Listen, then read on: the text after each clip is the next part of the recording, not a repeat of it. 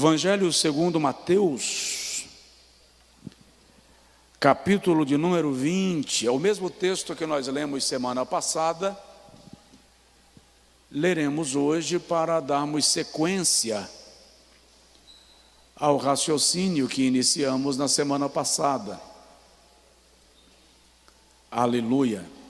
7 dias caminhando com Jesus. As lições que nós temos a aprender nesta trajetória da viagem da Galileia até Jerusalém. Mateus capítulo de número 20, versículo de número 17 até o versículo de número 19.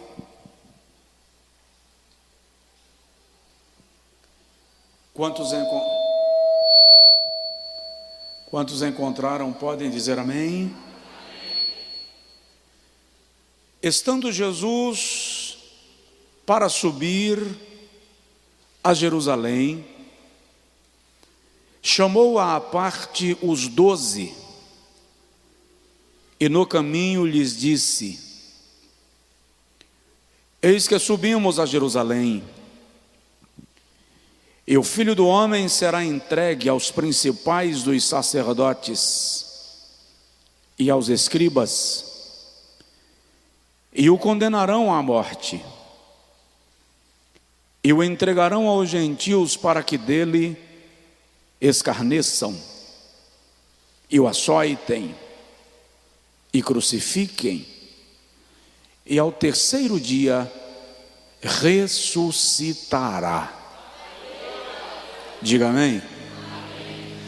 Sente-se, por gentileza, e eu vou lhe fazer uma pergunta.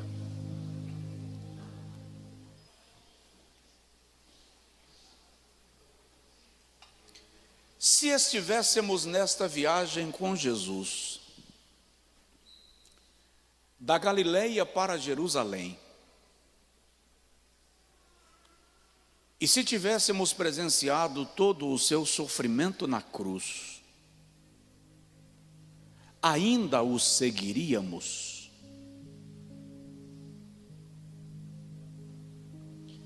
É uma pergunta importante. Eu seguiria a Cristo apesar de todo o processo pelo qual ele passou?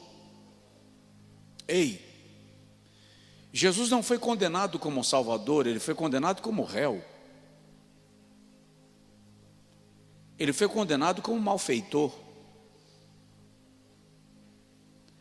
Disseram dele coisas que ele não disse, coisas que ele não fez.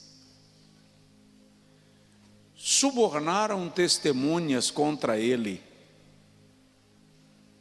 a fim de que fosse justificada a sua condenação. A pergunta agora é: nós o seguiríamos se estivéssemos lá? Eu comecei na semana passada falando com os irmãos sobre a subida de Jesus da Galileia para Jerusalém. Uma viagem de aproximadamente 120 milhas, cerca de 190 quilômetros. O percurso era percorrido normalmente entre 6 e 8 dias. Havia a distância limite para uma caminhada diária, havia os riscos da viagem, havia os milagres pelos quais os milagres que ele deveria realizar e as paradas que faziam parte do plano. Eu disse aos irmãos semana passada que Jesus viveu toda a sua infância e sua adolescência em Nazaré, uma pequena aldeia onde fora criada também a sua mãe. Depois dos 40 dias e noites no deserto, em jejum, e sendo tentado pelo diabo, Jesus volta para a sinagoga de Nazaré, sua aldeia natal, e ele é expulso da sinagoga de Nazaré. É neste momento que Jesus vai embora para uma cidade da parte superior da Galileia, chamada de Cafarnaum. Cafarnaum é certamente a principal cidade da Galileia nos dias de Jesus. Cidade de Pedro, cidade de André, cidade de Jairo, que era chefe da sinagoga. A sinagoga de Cafarnaum era a maior fora de Jerusalém nos dias de Jesus. Cafarnaum também era um porto, um centro comercial, industrial e pesqueiro.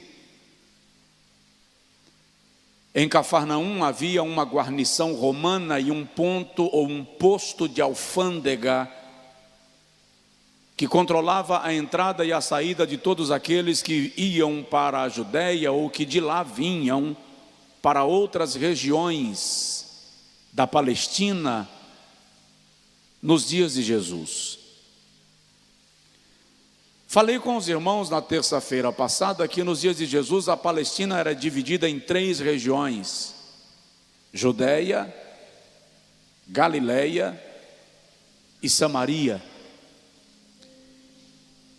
E o incrível, havia uma rivalidade entre os moradores dessas 3 regiões. Eles não conviviam bem, nem os galileus com os judeus, nem estes com os samaritanos, e vice-versa.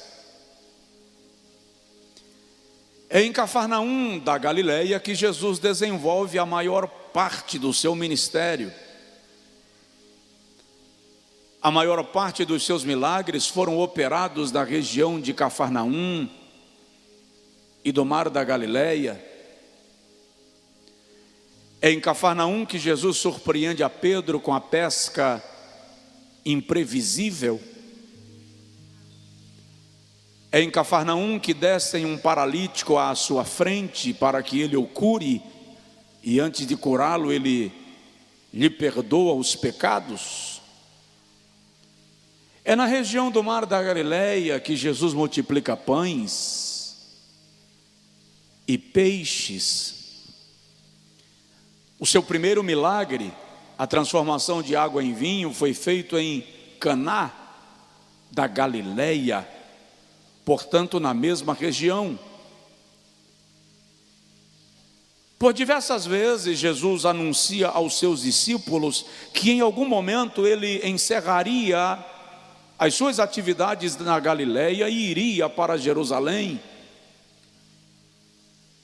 E ele declara os acontecimentos que lhe envolveriam em Jerusalém e que ele haveria de morrer e de padecer. E ao terceiro dia ressuscitaria. Chegou o momento.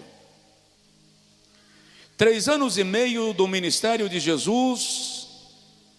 Não se sabe exatamente quantas vezes ele foi a Jerusalém nesse período, mas certamente, no mínimo 3 vezes, era obrigatório o judeu aparecer em Jerusalém pelo menos uma vez por ano, para a festa anual.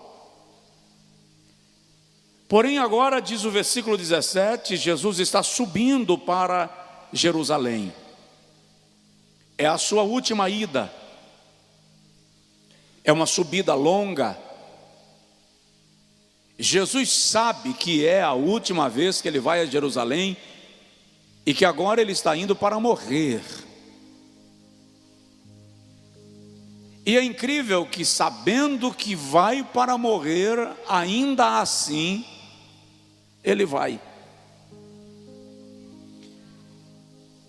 Lucas diz que os apóstolos lhe acompanhavam com um ambiente de silenciosa angústia.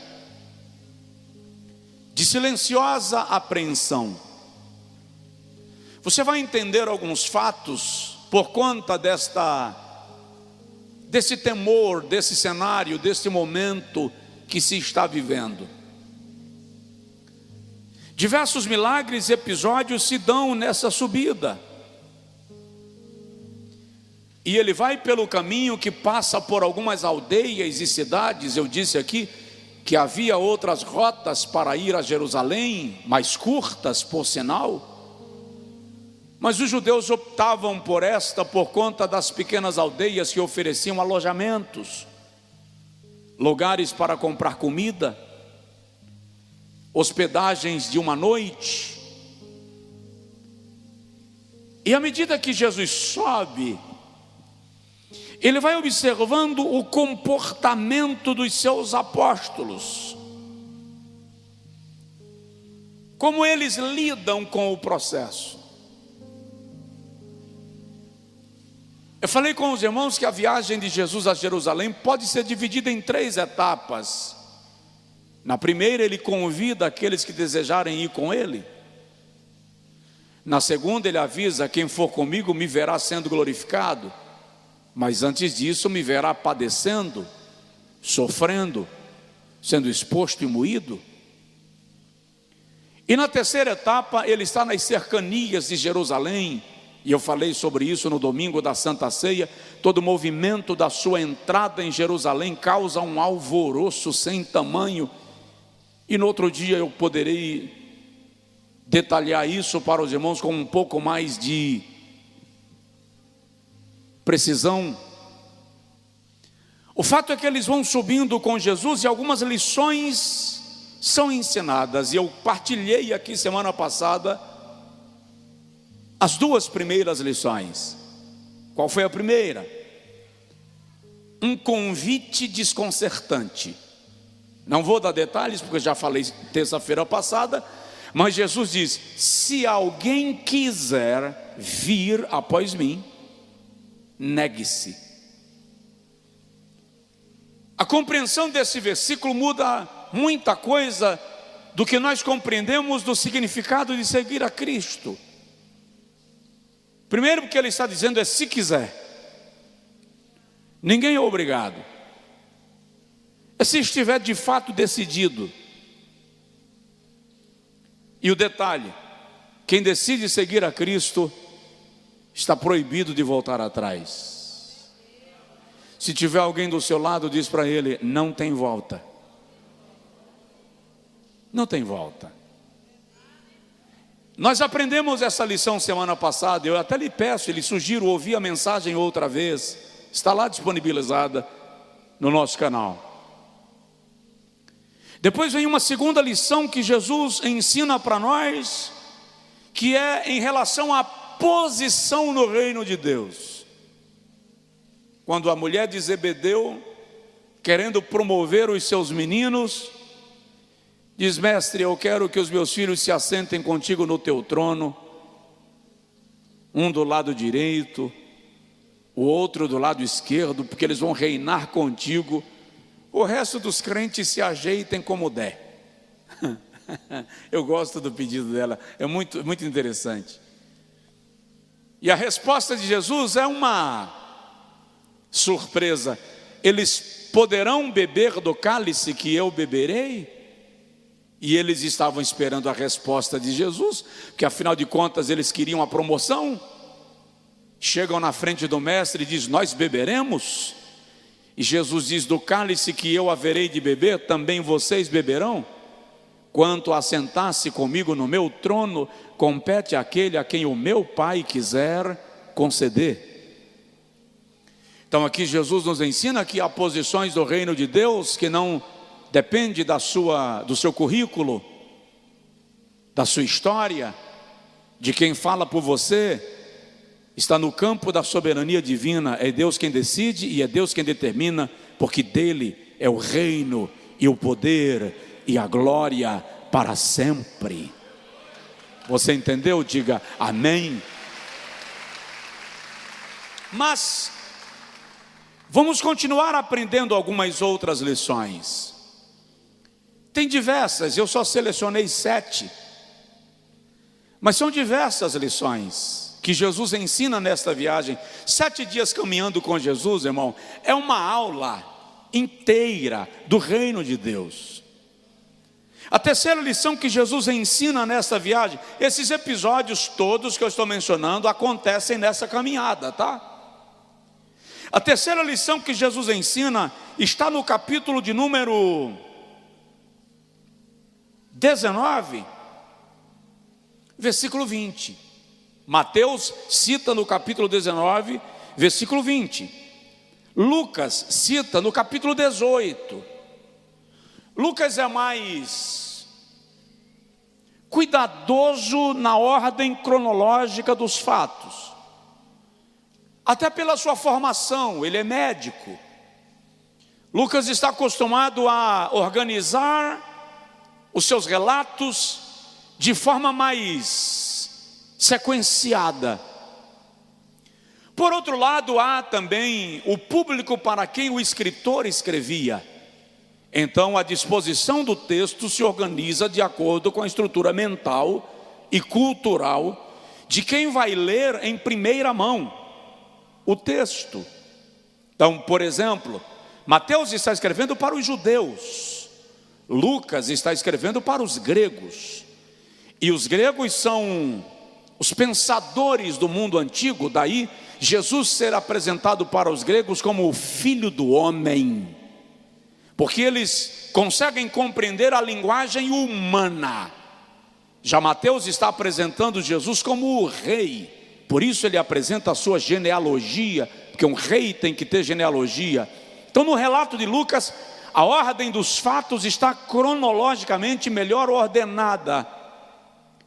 Mas aqui em Mateus está no capítulo 18, uma outra lição que Jesus nos ensina é quando se aproxima dele um jovem.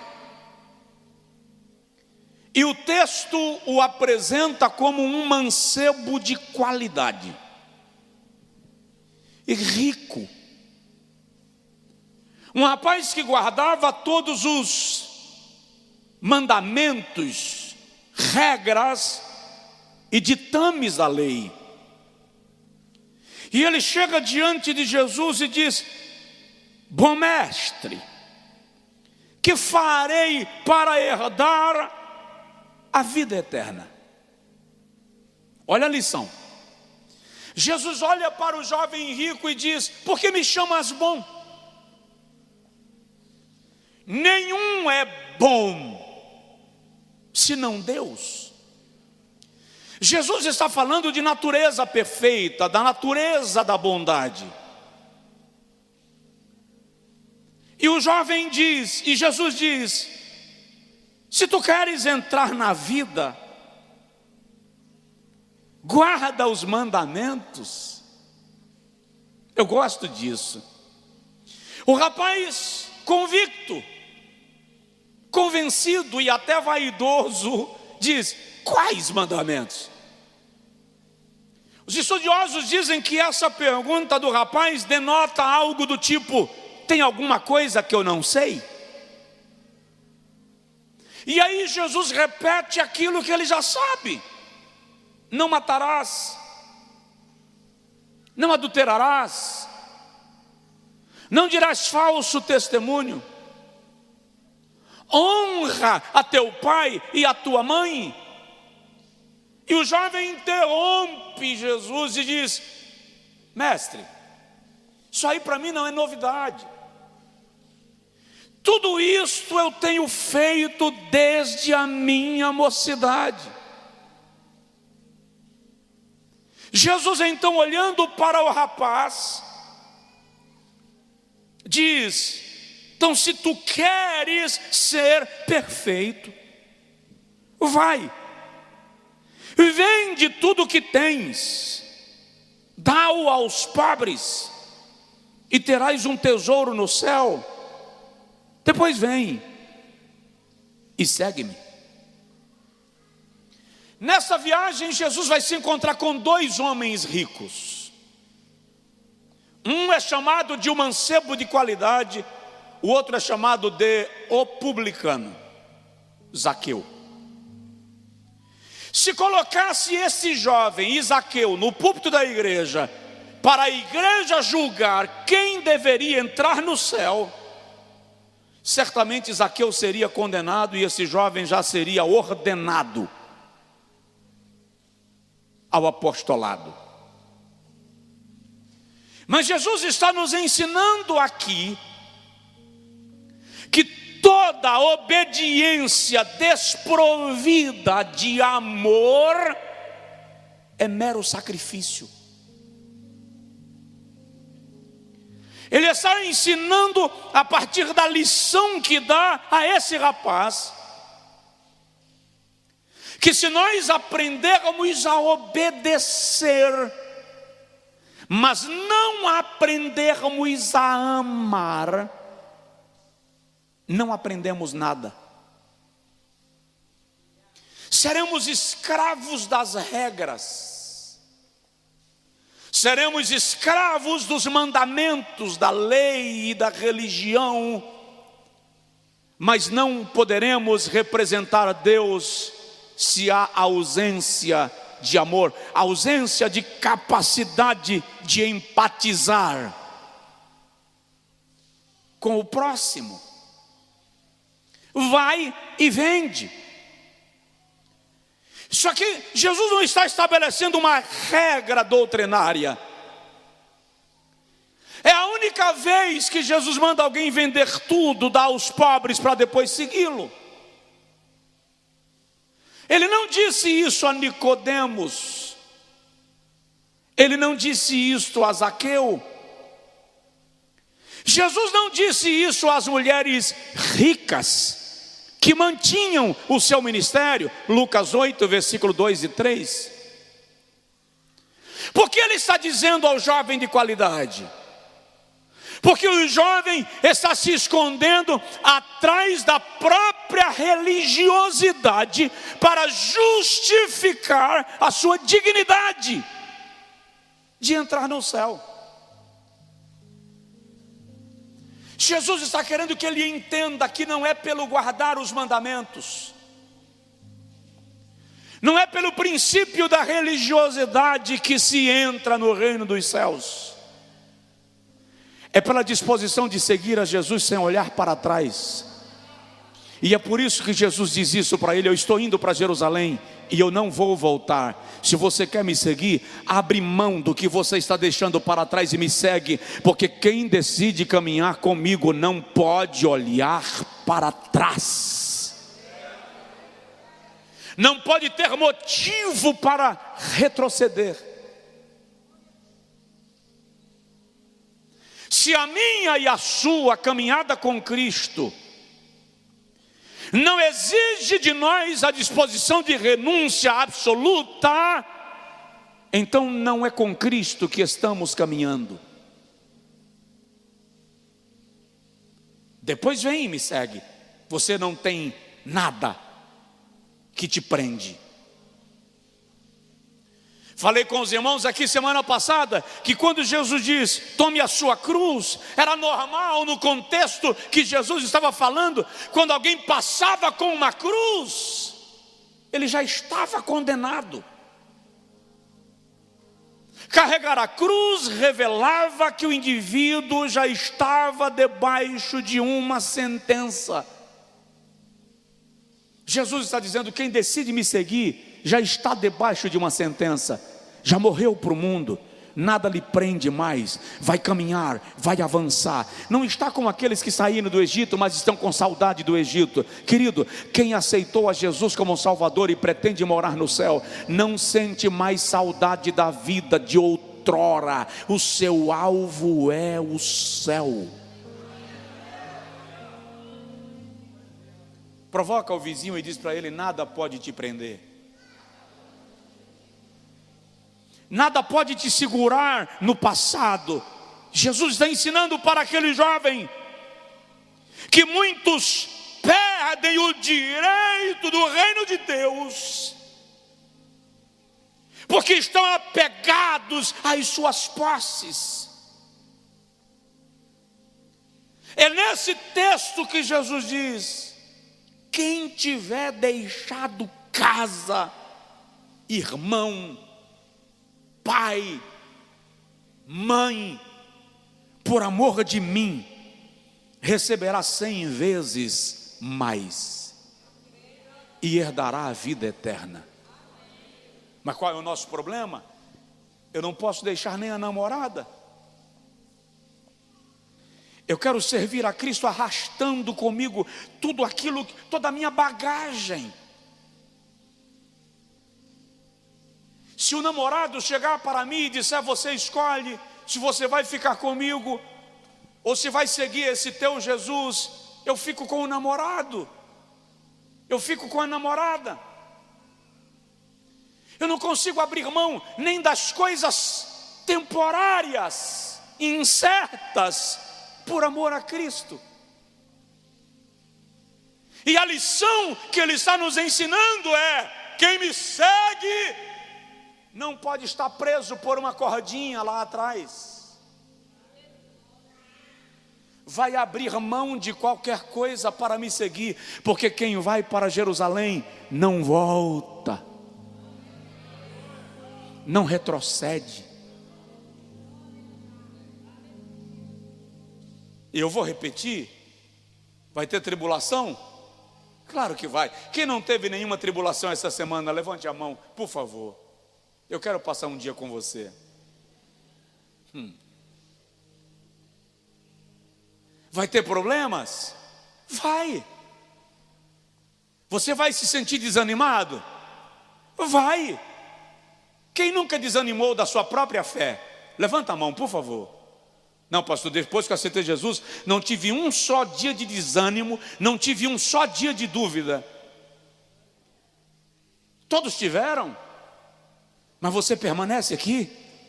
Por quê? Porque quem decide seguir a Cristo atropela a dúvida, o problema, o medo, vai caminhando de força em força, de passo a passo, até chegar no lugar para o qual o Senhor nos chamou.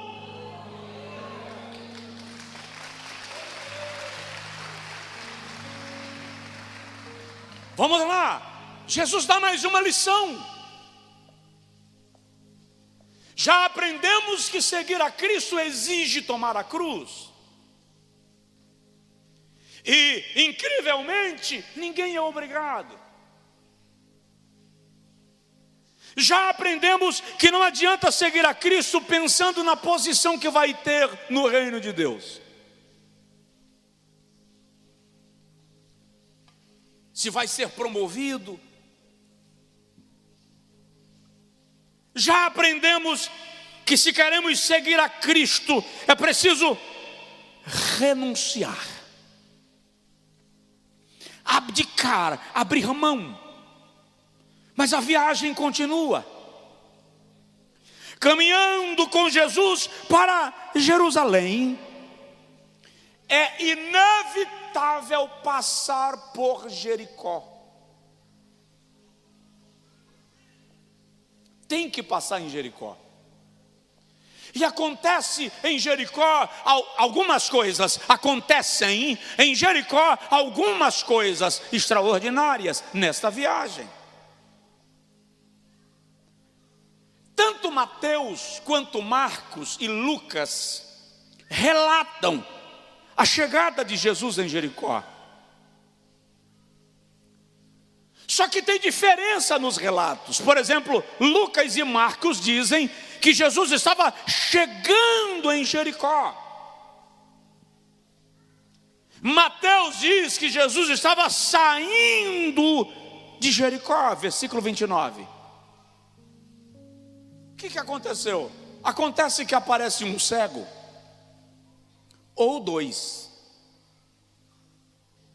gritando. Aí vem outra aparente discrepância, porque Marcos e Lucas falam de um cego. Mateus fala de 2 cegos. Mas é Jericó, a viagem é a mesma. Bom, primeiro é preciso entender que havia 2 cidades chamadas Jericó nos dias de Jesus. a velha Jericó, que estava em ruínas, e a nova Jericó, que era uma cidade moderna, de arquitetura romana, onde Herodes havia construído o seu palácio de inverno. Era um centro comercial. A velha Jericó ficava a aproximadamente 4 quilômetros da nova Jericó. Quem morava na velha Jericó? Os mendigos, os marginalizados, aqueles que não tinham moradia na cidade nova, que eram rejeitados, abandonados, afugentados, os detestáveis. Então o mais provável é que Jesus, entrando em Jericó, se depara com 2 cegos. E quando ele sai de Jericó, depara-se com um, indo para a nova cidade, porque eles não poderiam permanecer na cidade nova, eles permaneciam nas ruínas da cidade velha. O fato é que 2 cegos clamam, diz o texto, e Jesus manda que eles cheguem para ele, e Jesus lhes toca e lhes recupera a visão. Quando ele chega em Jericó, no relato de Marcos e de Lucas, outro cego está reclamando e clamando e pedindo, e alguém diz: cala a boca, cego. Por que no primeiro episódio, na cidade velha, ninguém manda os 2 cegos calarem a boca? E por que agora esses cegos estão mandando calar a boca? Porque na outra cidade só estavam os marginalizados, eles não tinham influência nenhuma. Mas na nova cidade está o palácio de Herodes. O que aconteceria ali iria correr notícias. E todo mundo sabia que já havia uma ordem para prender Jesus. E agora eles estão querendo caminhar em silêncio, para que não chegue a notícia de que Jesus está vindo para Jerusalém. O cuidado é para manter a viagem de Jesus em sigilo. Mas é incrível que Jesus não faz nenhuma questão mais de sigilo. Quando manda o cego se calar, ele grita mais alto. E Jesus para e diz: trazei-mo. Sabe o que é interessante? É que o historiador diz que a maneira como o texto está exposto indica que Jesus mandou que a pessoa que antes havia falado para o cego calar a boca, agora o trouxesse. Ou seja, aqueles que descreram do teu milagre serão porta-vozes do milagre que Deus decidiu fazer. Traz o cego, trazei-mo. É interessante que os 2 cegos conversam com Jesus em Mateus 20:33 e diz que os nossos olhos sejam abertos. Mas no relato do outro cego, ele diz assim: que eu volte a ver. São detalhes interessantes e que distinguem o milagre um do outro. Um está pedindo: nos faça enxergar. O outro está dizendo: me faça voltar a enxergar. Por quê? Porque o velho e famoso Bartimeu não é nome próprio, é título. Bar é filho, Timeu é nome próprio, ou seja, filho de Timeu. O historiador descreve que o pai desse cego foi preso pelas hordas romanas. Ele comandava o exército judeu contra a invasão romana, e ele foi preso e morto aos olhos do seu próprio filho, para servir de lição para os moradores de Jericó. E o historiador diz que depois de ver o seu pai sendo morto pelo comandante romano, aquele jovem teve os seus 2 olhos vazados por uma adaga romana, ou seja, com um punhal, o soldado romano furou os olhos desse rapaz. Por isso que ele diz que eu volte a ver. A última imagem que ele tem é a imagem do seu pai sendo torturado e morto. Ele quer uma imagem diferente. E quando Jesus diz: vê, a tua fé te salvou, a primeira imagem que ele tem é a imagem do Salvador diante dele. É por isso que a Bíblia não diz que esses 2 seguiram a Jesus, mas diz que Bartimeu seguiu a Jesus para Jerusalém.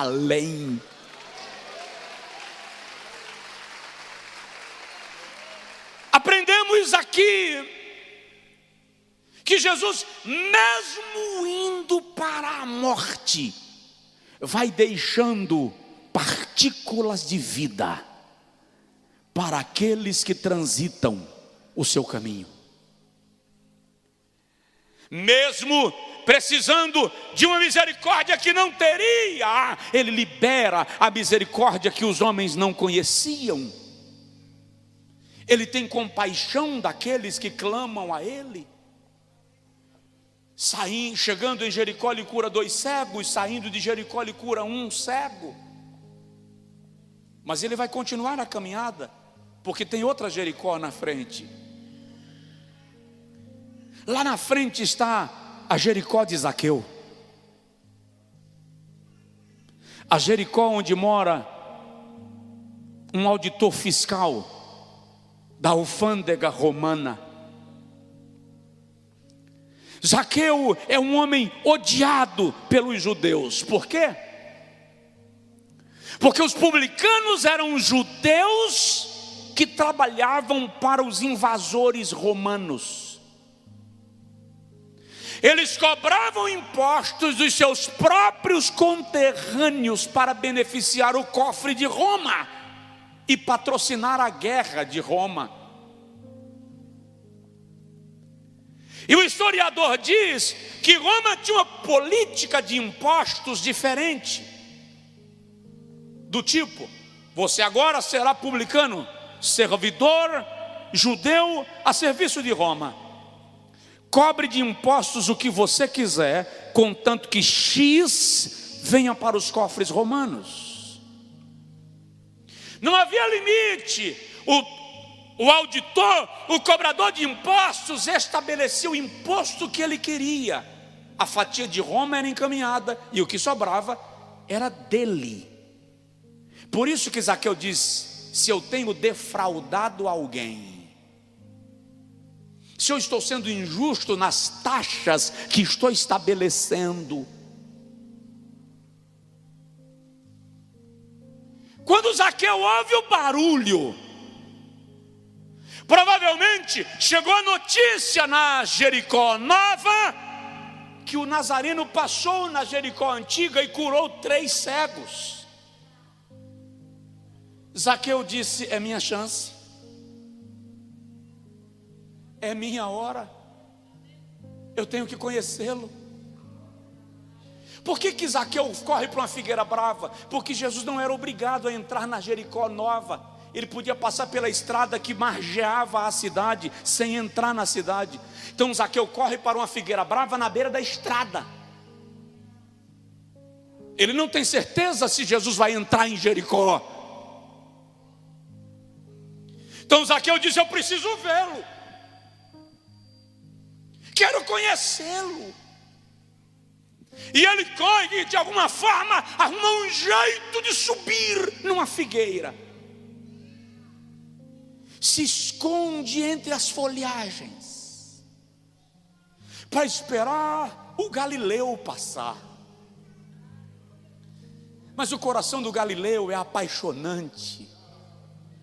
O galileu não ignora alguém que deseja conhecê-lo. E Jesus vai passando na estrada, seguindo para Jerusalém. Jericó está aqui. Quando Jesus para debaixo da figueira, ele diz: Zaqueu, desce rápido,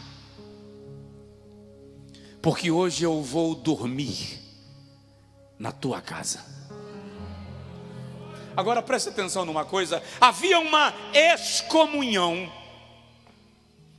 chamada de querem.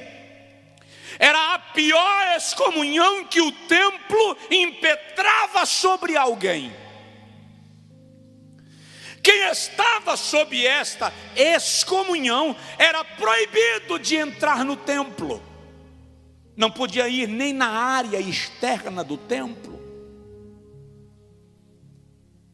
E o historiador diz que os publicanos haviam sido amaldiçoados com esta excomunhão. Ou seja, Zaqueu não poderia ter acesso à religião. Ele não tinha acesso ao templo, não tinha acesso ao culto, não tinha acesso à lei, nem tinha acesso às promessas.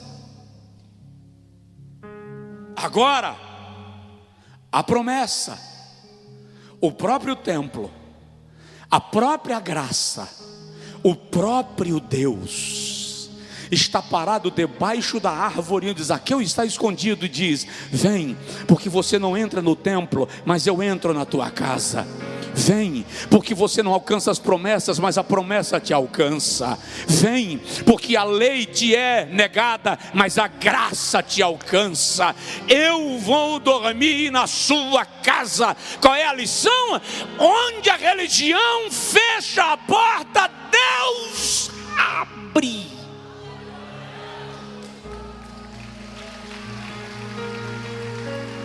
Agora, você consegue mensurar a alegria de Zaqueu? Jesus em minha casa. Você consegue dimensionar o impacto disso em Jericó? Quando Jesus chega em casa, Zaqueu diz assim: mestre, eu tenho dado aos pobres metade dos meus bens. Ou seja, eu pratico boas obras, eu ajudo os pobres da velha Jericó. E se eu tenho defraudado alguém, se eu estou roubando alguém, se eu estou oprimindo alguém com as taxas, eu me comprometo em devolver 4 vezes mais. Diferente do jovem rico, que tinha dificuldade de abrir mão de alguma coisa para seguir, Zaqueu está dizendo: eu já dou metade do que eu tenho, e se for necessário, eu dou 4 vezes mais daquilo que tomei de alguém. Olha como a postura é diferente. Ao jovem rico Jesus diz: vende o que tens, dá-o aos pobres, vem e segue-me. Ele vai embora triste. Ao velho Zaqueu, ele mesmo diz: eu tenho dado metade, e se tenho defraudado alguém, darei 4 vezes mais.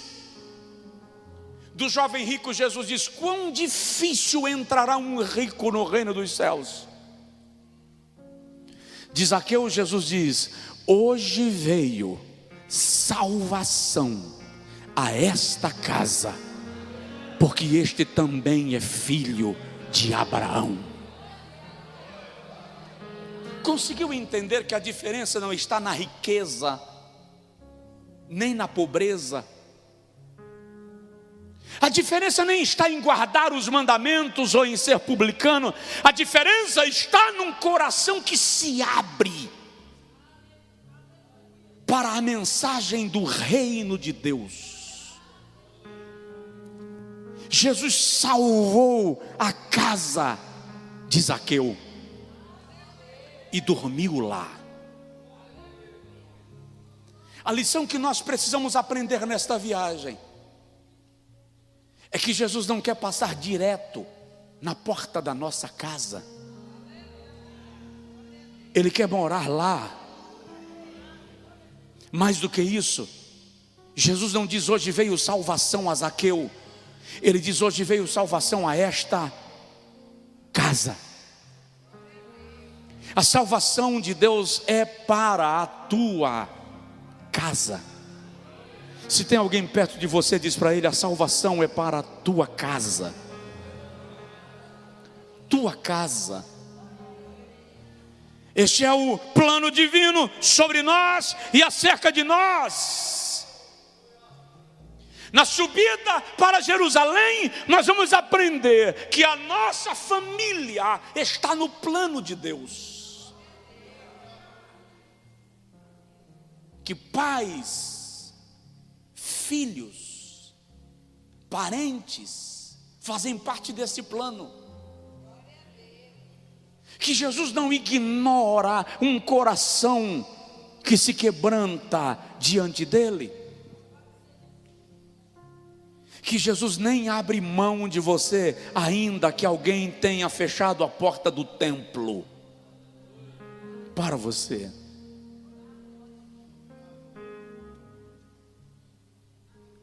Caminhar com Jesus para Jerusalém é aprender que nas tribulações da jornada, nos impasses da viagem, nós temos um companheiro que se importa conosco. Sabe, o que eu mais admiro de tudo isto, e concluo para continuar na próxima terça. O que eu mais admiro de tudo isso é a capacidade que Jesus tem de saber o que lhe aguarda. E Ele vai cuidando dos espinhos de quem passa por Ele na viagem. Isso me ensina que aquilo que eu julgo pequeno, e pode ser até que Deus nem se importe, porque Deus é tão grande e tem coisas tão importantes para tratar, vai ficar se importando com as minhas minudências. Mas Ele se importa com você nos mínimos detalhes. Só tem um detalhe que nós vamos ter que aprender na viagem: não meça as pessoas pela espiritualidade que elas demonstram, porque entre o jovem rico e Zaqueu, provavelmente eu e você condenaríamos a Zaqueu e salvaríamos o jovem rico.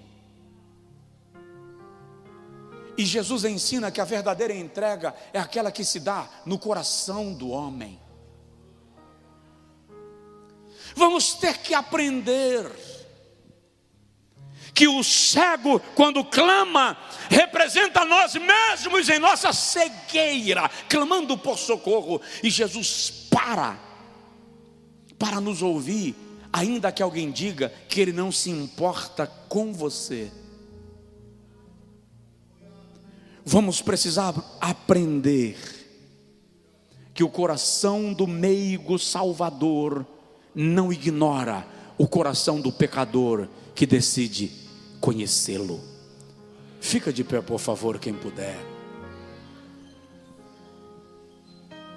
A viagem continua. Estamos indo a Jerusalém. Na próxima terça, querendo Deus, a gente conclui esse raciocínio. Eu quero que você veja duas coisas extraordinárias que colocam Jerusalém de cabeça para baixo e que levam Jesus à cruz. Para quê? Para colocar a minha e a sua vida de ponta cabeça. Porque salvar, ser salvo, é Jesus te pegar e te colocar de ponta cabeça, virar a tua vida pelo avesso. Tudo vai ser diferente. Esse é o propósito da cruz. Se você pretende seguir a Cristo achando que nada vai mudar na sua vida, desista dele, ou desista da ideia. Ou você decide de seguir a Cristo, desiste de seguir a Cristo, ou desiste de permanecer como era até hoje. Porque quando você segue a Cristo, Ele faz uma mexida poderosa em você. Eu quero orar contigo. E a nossa oração nesta noite é esta. Faça essa oração com toda sinceridade. Que Deus te livre de julgar a dignidade do outro baseado na religião, nos mandamentos, na aparência que o jovem rico apresenta. O cego seguiu a Cristo, enquanto um mancebo de qualidade desistiu de segui-lo. O publicano encontrou a salvação, enquanto um jovem que guardava todos os mandamentos desconhece a bondade de Deus. Não somos salvos pelo mérito que temos, mas pela graça que não merecemos. Ele nos alcança pendurados numa figueira brava, e olha para nós e diz: hoje veio salvação a esta casa, porque este também é filho de Abraão. Ore comigo agora. E se você tem na sua casa ainda alguém que não fez uma entrega da sua vida a Jesus, nesta oração diz para ele: Senhor, vai na minha casa, completa a obra. A palavra de Deus diz que aquele que em nós começou a boa obra a completará. Que o Senhor entre na tua casa agora. O Senhor vai trazer um milagre de salvação sobre famílias. Nós veremos Deus agindo no ambiente da nossa casa de maneira extraordinária, com livramentos e transformação em comum. Seu filho, sua filha, seu pai, sua mãe não aguenta mais lhe ouvir falar da fé. Cale a boca. Ouça o que eu vou dizer. O próprio Deus vai se revelar a ele, a ela, e de maneira tão autêntica que ele pode acordar de madrugada te chamando: ora por mim, porque eu quero entregar minha vida a Jesus agora. Eu quero voltar para Jesus agora, porque hoje veio salvação a esta casa. Pai, é a tua palavra, Senhor, e nós imploramos que esta palavra gere vida na vida do teu povo. Nós imploramos que esta palavra gere milagres na casa, na família dos teus servos e das tuas servas. Que nesta viagem com Jesus nós aprendamos, Senhor, que mais do que disputar posição no teu reino, nós fomos chamados a atrair viajantes para caminharem conosco, que caminhamos contigo. Que nós sejamos orientados a não medir as pessoas como nós mediríamos o jovem de qualidade, porque o Senhor conhece o coração do homem, e o Senhor sabe quando há disposição de renúncia, de entrega. Eu quero ministrar agora sobre os teus filhos e sobre as tuas filhas e declarar um grande milagre na sua casa, Senhor. E eu quero profetizar que o segundo semestre deste ano será de salvação de famílias inteiras se rendendo aos teus pés, filhos entrando no templo sem sequer o pai ter visto que ele veio para a igreja, e ele vai atravessar o corredor e prostrar-se diante do teu altar, rendendo ao Senhor a sua vida, em nome de Jesus, em nome de Jesus.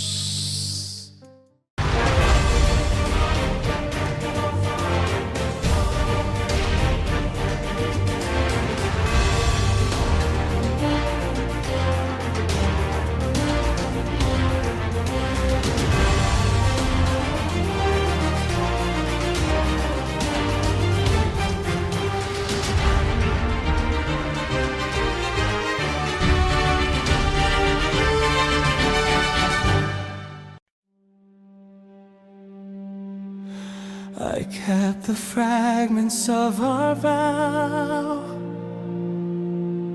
inside the quiet corners of my mind. Even when the fires faded out, your words stayed floating through my life. You said the storms would break apart before they ever took us under. But time rewrote the beating heart and left me holding broken thunder.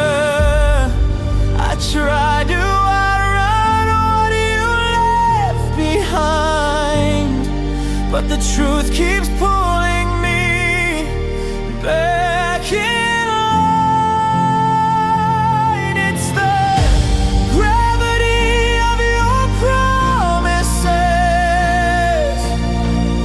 They pull me like a falling star.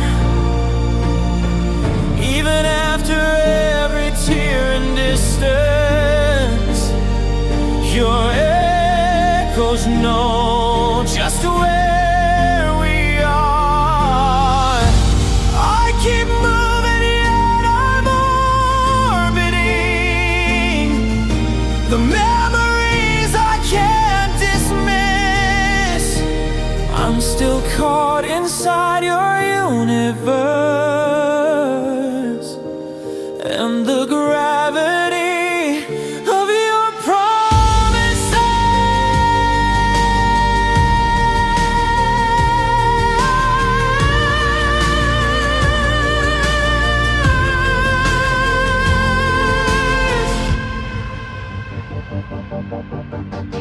I walk the ruins of our past, the places where our shadows used to dance. Your voice is buried in the cracks, a quiet ghost I never meant to chance. The aching sky begins to bend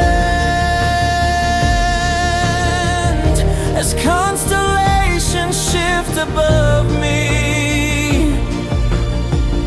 I try to break the pole again, but love is not so simply free. I try to outrun what I felt that night, but the weight keeps turning me back to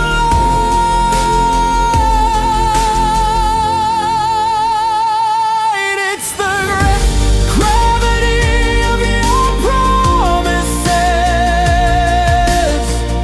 They pull me like a falling star. Even after every tear and distance, your echoes know just where we are. I keep moving yet I'm orbiting the memories I can't dismiss. I'm still caught inside your universe and the gravity of your promises.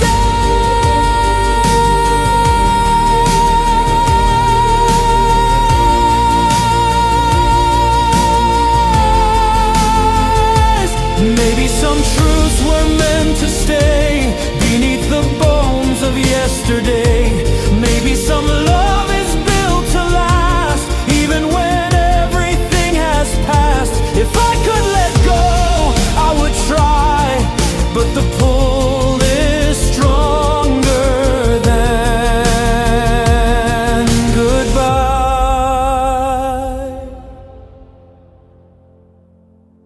It's the gravity of your promises. battles I never learned to fight. Even if the world collapses, your memory keeps me in its light. I keep moving, but I'm orbiting a truth I can't escape or twist. I'm still bound to all you left in me by the